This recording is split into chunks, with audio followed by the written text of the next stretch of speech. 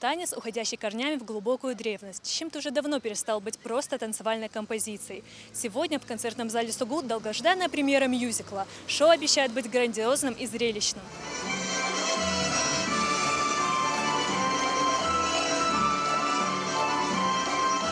Показать обычаи своего народа, представить воочию уклад жизни предков. Такая задача стояла перед художественным руководителем мюзикла «Щимт-Нарта» Владиславом Санакоевым. В постановке приняло участие около сотни танцоров и музыкантов.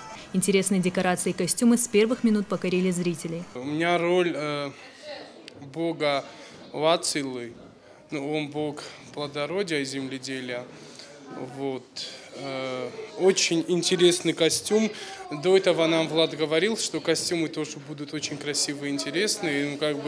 Я вот сам смотрю, все на самом деле интересно. Вот мне даже было интересно не то, что я играть буду бога, а вот именно костюм. Вот какой будет костюм. Вот.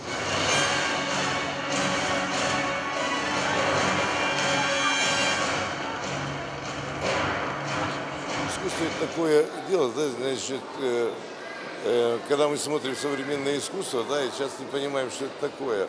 И всегда есть самовыражение того или иного творческого человека, как он видит, как он читает, допустим, да, вот эти, тот же нартский эпос, как его представление и представление этого коллектива. Поэтому то, что наша молодежь пытается что-то искать новое и пытается сделать то, чего раньше не было, это, конечно, радует.